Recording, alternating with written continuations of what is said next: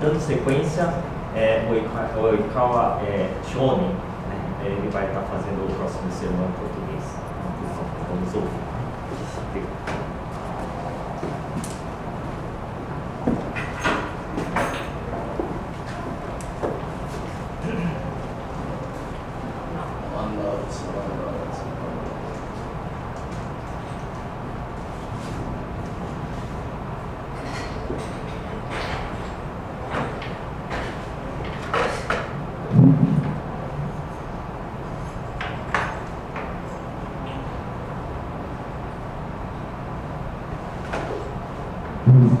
Capítulo sobre o ofício em memória de mestre Shinran Shonin. Muitas pessoas participam dos ofícios em memória de Shinran Shonin. Desejam reverenciar, anseiam retribuir a bondade do mestre e expressar sua gratidão pelas virtudes transmitidas pelo Buda. Entre elas, há algumas em que já foi despertado a mente confiante, e outras que ainda não a vivenciaram. Essa é uma questão de grande importância. Caso a mente confiante não se consolide, o nascimento na terra pura da recompensa não será assegurado. Possam aqueles que carecem de mente confiante encontrar já a sua consolidação. A vida humana é transitória. A terra da bem-aventurança é o reino da eternidade. Assim, em lugar de nos apegarmos à fugaz condição humana, precisamos aspirar à eternidade na terra da bem-aventurança. Por isso, em nossa escola, caso não se compreenda o que é a mente confiante é a prioridade máxima, tudo mais será em vão.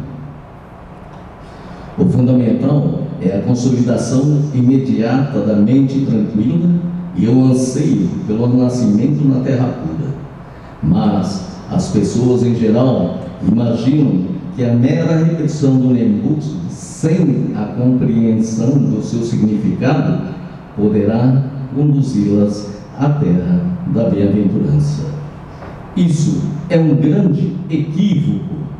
Receber a mente confiante do outro poder não é outra coisa senão a percepção plena do significado dos 6 caracteres Namo Amida Butsu. Só assim é possível a consolidação da mente confiante. Quanto à própria mente confiante, o Sutra Maior diz: ouvindo este nome, recebemos a mente confiante que nos alegra pela certeza do nosso nascimento. Chantal disse: Namo quer dizer atender ao chamado do Buda. Isso também significa a transmissão da virtude do Tathagata aos seres através do voto a fim de salvá-los. Amida Butsu é justamente essa prática. Os caracteres Namo representam o abandono de todas as práticas secundárias e a confiança no Buda Vida, livre de dúvidas, com a mente concentrada em completa devoção. O significado dos caracteres Amida Butsu é que a Amida salva de modo espontâneo os seres que, com a mente concentrada, atendem ao seu chamado. Esse é o sentido dos caracteres Amida Butsu. Aprender essa maneira em que manifesta no nome Amida Butsu é receber a mente confiante. Isso caracteriza o adepto do Nembutsu, que vivencia plenamente a mente confiante do outro poder. Reverenciamos sempre, reverenciamos.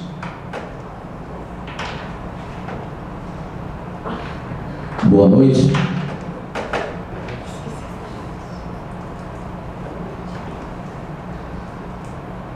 Eu atualmente estou no templo de Marília e tenho aprendido com os adeptos de que nós monges, nem nós os monges, sabemos de fato o que é o budismo.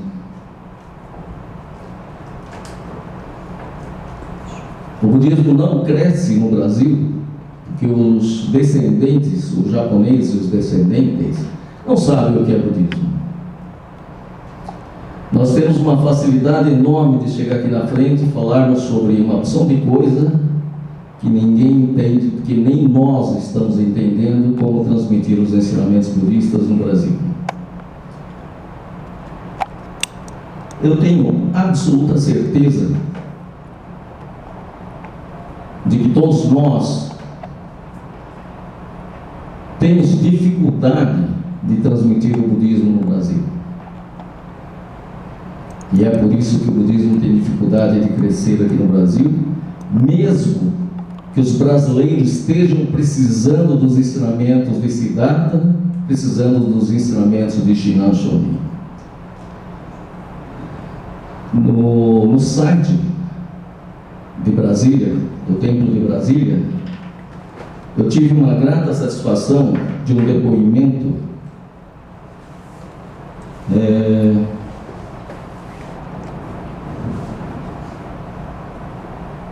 de Natália Shimada, revendo velhos conceitos. Não sei se alguém aqui acessou o site de Brasília.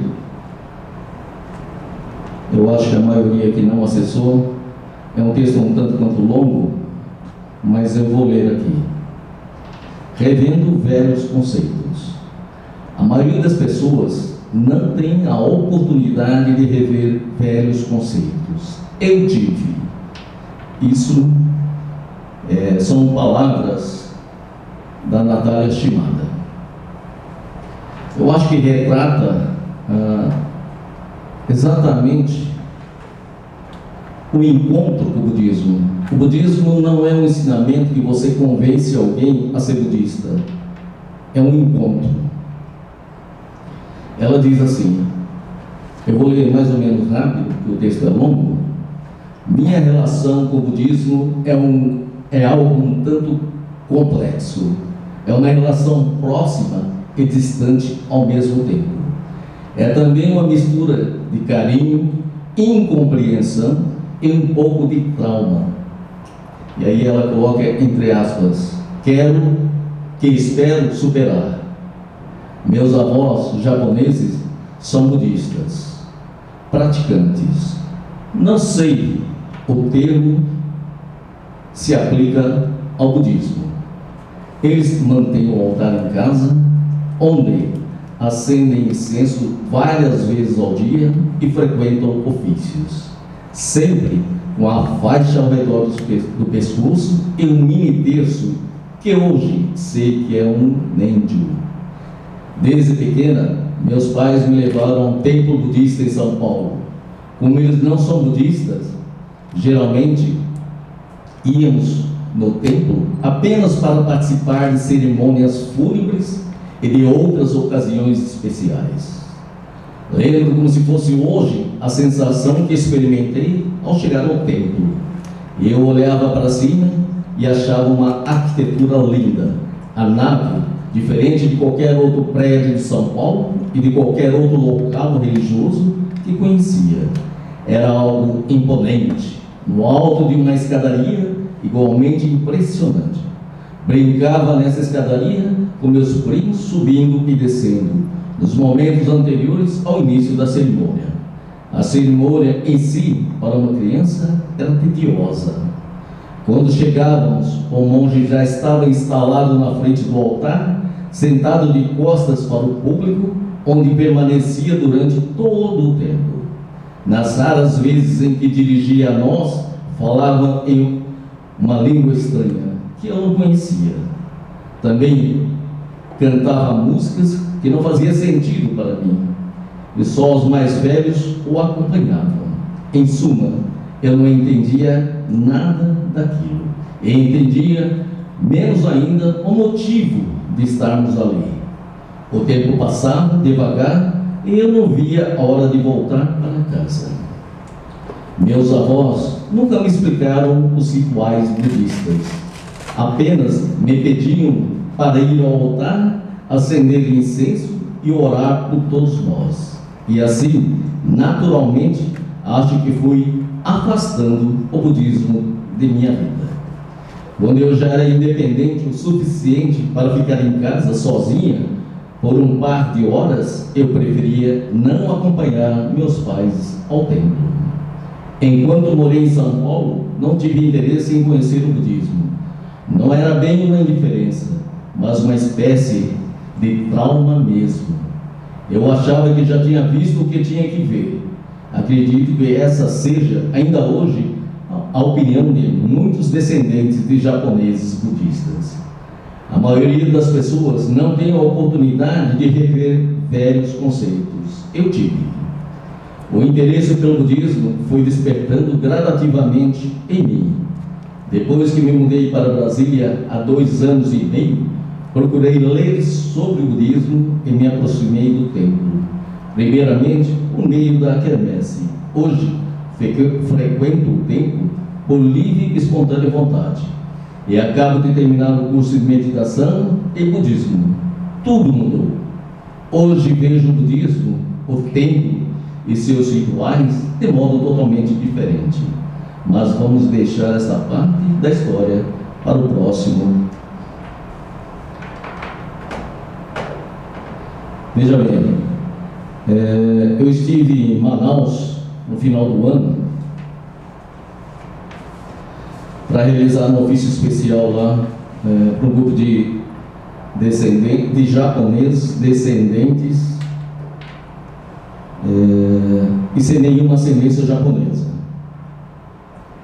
E garanto para vocês que as pessoas querem ouvir os ensinamentos budistas, estão em busca dos ensinamentos budistas. Nós é que não estamos sabendo transmitir os ensinamentos. Eu, em Marília, fui convidado na formatura dos estudantes de medicina da Universidade lá de Marília, numa igreja católica. As pessoas querem ouvir sobre o budismo, têm necessidade de ouvir sobre o budismo, e nós não estamos encontrando a linguagem correta que motive essas pessoas a começarem a ouvir o budismo. Os velhos japoneses, como estava na carta, provavelmente eles só sabiam pronunciar ornamentais, mas não conheciam os ensinamentos. Hoje, muita gente está em busca dos ensinamentos budistas. Existe um termo chamado Mapo, que eu traduzo como época da decadência espiritual e até moral, pelos quais nós estamos passando. E as pessoas não querem mais que a gente sente aqui de costas, como diz, e ficamos rezando. Não é isso. O budismo não é isso. Na época de Siddhartha não havia isso. Siddhartha só pregava os ensinamentos. As pessoas estão em busca dos ensinamentos. Como encontrar aqui nesta vida uma paz interior? Eu acho que o budismo é isso. Te dá uma paz interior através dos conhecimentos dos ensinamentos.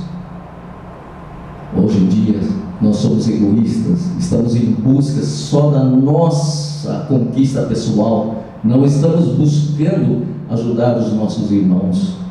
E o budismo dá essa oportunidade, pelos quais nem nós, os monges, estamos conseguindo transmitir isto.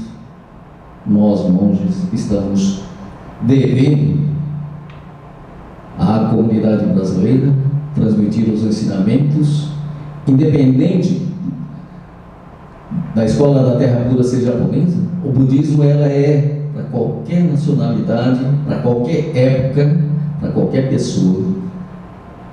Eu sempre digo, nós os monges não ajudamos a salvar ninguém, não ajudamos a curar ninguém. O budismo é o caminho mais perto para o autoconhecimento, para que você possa evoluir espiritualmente aqui na Terra. Aqui sim é o mundo do sofrimento, mas quando você se encontra com os ensinamentos budistas, você encontra uma paz interior. Precisamos dessa paz interior. Um dia veio um jovem lá no templo, universitário, descendente de japoneses, me ligou e disse: olha, preciso conversar contigo. Eu digo: venha. Ele veio conversar comigo. Ele disse que conseguia ver espíritos, ele ouvia espíritos. Eu digo: esse sujeito é fantástico. 21 anos.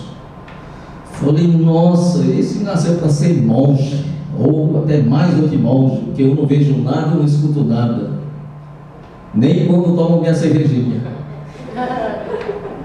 Mas eu vou ser sincero. Aí comecei a conversar com esse jovem, 21 anos. Ele começou a contar a história. Os pais são muito ricos, ele não mora, a família não mora em Marília, ele veio só para estudar em Marília. Os pais moram numa outra cidade e são muito ricos. Aos 12, 13 anos, esse jovem, os pais deixavam dinheiro com ele para ele fazer lanche perto da casa dele. No início ele fazia lanche com esse dinheiro. Aí um primo dele, como ele tinha dinheiro com 12, 13 anos, começou a fornecer drogas para esse garoto de 12, 13 anos. Aí o moleque, aos 12, 13 anos, ele consumindo drogas. Hoje ele tem 21, 22 anos, estudando numa universidade, numa faculdade de Marília. Aí eu perguntei para ele: há quanto tempo que ele ouvia e via? Porque eu não acredito nisso. Não acredito que a pessoa seja capaz de ver e ouvir espírito. Eu acho, para mim, porque eu não conheço isso de fato. Aí, conversando com ele, há 6 meses, ele tinha largado as drogas, estava tomando medicamento, e a partir no momento que ele largou as drogas, ele começou a ver espíritos. E eu digo: aí, está vendo? É muito fácil falar sobre espíritos, né? Ouvir espíritos, mas isso não é verdade. A gente devia se deter aos ensinamentos, porque sim, através dos ensinamentos budistas, nós conseguimos encontrar a paz interior que todos nós estamos buscando e não conseguimos encontrar. Veja bem, as pessoas estão perdidas. É era da decadência espiritual e moral, e todos nós não estamos entendendo o que é a importância do budismo nesta época. Nós somos espíritos, eu acredito.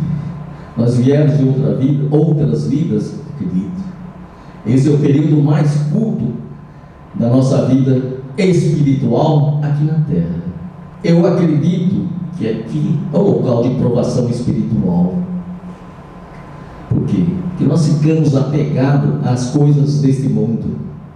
O único valor que nós estamos passando às crianças, eu tenho 26 crianças lá, pelos quais eu dou curso dominical, de 4 a 14 anos. O único valor que nós estamos transmitindo às crianças é que você tem que ser rico.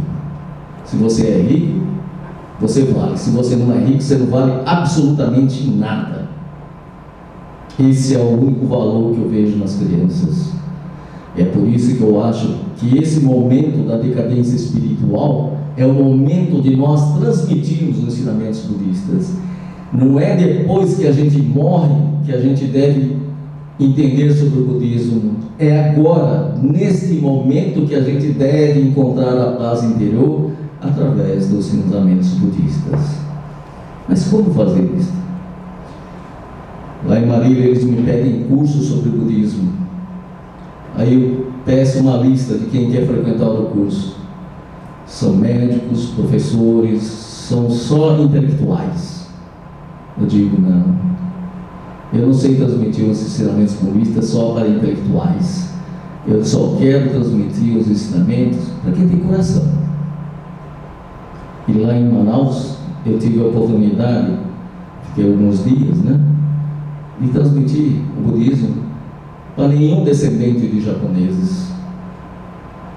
Eu estive uma vez em Recife também e consegui falar às pessoas muito simples sobre o budismo. É maravilhoso. O coração dessas pessoas aceitam o budismo de uma forma maravilhosa. Não é com a intelectualidade que nós vamos entender o budismo, é com o coração. Se você não ir em busca do seu autoconhecimento, você não sabe o que é o budismo. Não adianta nós fazermos discursos maravilhosos aqui, mas se não atingirmos o coração das pessoas. Eu ando muito por Brasília, nas universidades, em tudo, mas o lugar que mais me deixa feliz é onde o povo não entende quase nada sobre o budismo, como também as pessoas não são muito cultas. Em cima desse trabalho todo, eu encontrei o pessoal da universidade que se formou em medicina, e é por isso que eu fui convidado para ir na formatura deles. As pessoas querem ouvir sobre o budismo. Eu, dentro de uma igreja católica, 10 minutos para falar sobre o budismo. Eu realmente fiquei realizado. O budismo é ir em busca do seu autoconhecimento. Não adianta você pedir que ele não vai te atender. Ele já está pronto para te atender. Ele está em pé para nos atender. Não adianta você ficar rezando. Não, você tem que entender o significado do budismo. O budismo é o autoconhecimento, é o despertar da fé. O budismo é o encontro com os ensinamentos. Precisamos ir em busca dessa motivação pelos quais nós todos, nem sei se nós temos, mas se a gente ficar intelectualizando, não vamos chegar a lugar nenhum. Mas as pessoas estão querendo se encontrar com o budismo. Eu acho que o importante hoje em dia é nós termos coração para poder transmitir os ensinamentos. As pessoas estão sofrendo muito, as crianças muito mais, os pais não são mais referência. Eu acho que a única referência que as crianças têm hoje é o ensinamento budista. Não o ensinamento intelectualizado, mas aquele ensinamento que você consiga sentir, vivenciar. Não é esse ensinamento intelectualizado, como diz aqui na carta, não é só juntar as palmas, dar as mãos e pronunciar o Nemotes. Evidentemente, posso estar contrariando algumas coisas, alguns ensinamentos, mas eu estou na prática aprendendo dos adeptos. Tivemos um encontro de estudos lá em Presidente Prudente, houve um conflito de um monge com os adeptos, e eu pensei comigo, precisamos ouvir mais os adeptos. Nós não estamos ouvindo os adeptos, estamos tentando impor o ensinamento pelos quais os adeptos não querem aceitar. Precisamos buscar o verdadeiro significado do ensinamento. Um ensinamento que serve para as crianças, serve para os jovens, serve para os adultos. E, infelizmente, o ensinamento atualmente só serve depois da morte, e já é muito tarde. Eu acho que todos nós deveríamos encontrar, independente de ser monge ou não, procurar nos ensinamentos, o verdadeiro significado do coração. Eu acho que nunca nós todos iremos encontrar um ensinamento tão atualizado como o budismo de Siddhartha, de Shinran Chorin. Todos nós deveríamos refletir sobre isso. Refletir de que todos nós necessitamos desse ensinamento, sem a intelectualização, sem o excesso de ritualismo, mas sim sobre o ensinamento. É o autoconhecimento, é uma oportunidade única.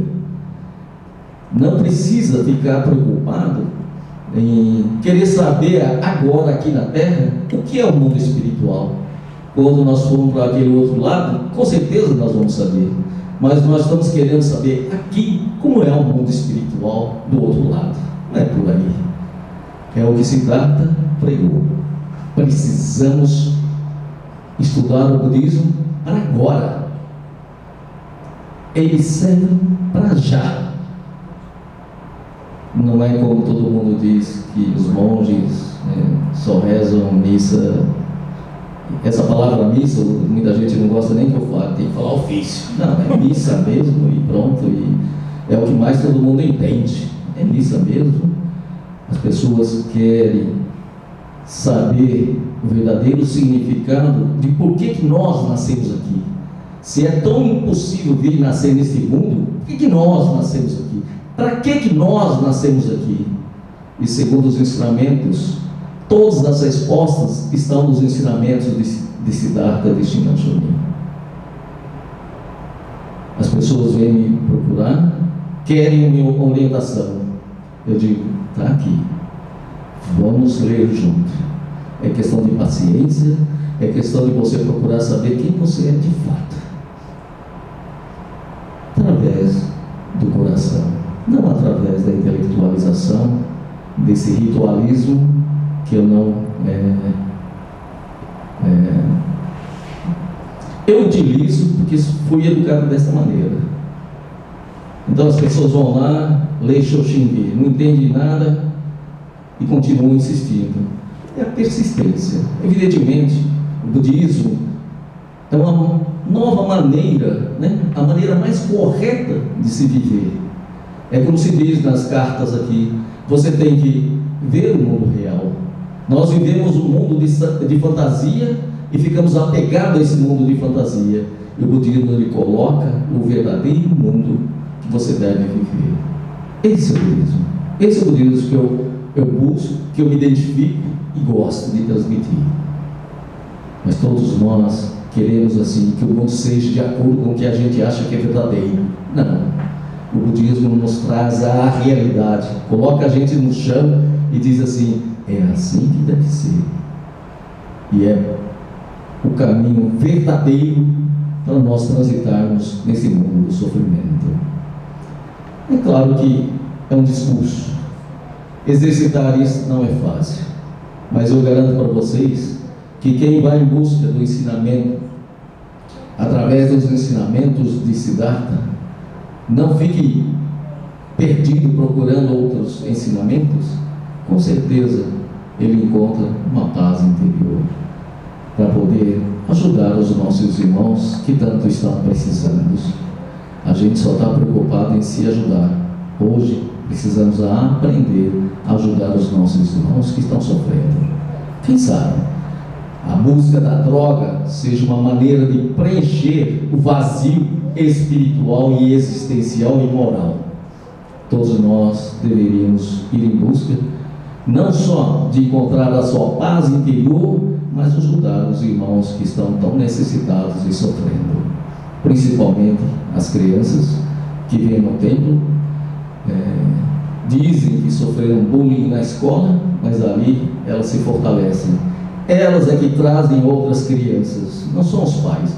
Os pais desovam as crianças no templo e vão passear. Uma criança traz uma coleguinha, um coleguinha, e ali se fortalecem. É isso. Nós não devemos atrapalhar a evolução das crianças. O que nós estamos fazendo é atrapalhando as crianças. Não somos exemplo às crianças. Os pais não são exemplo.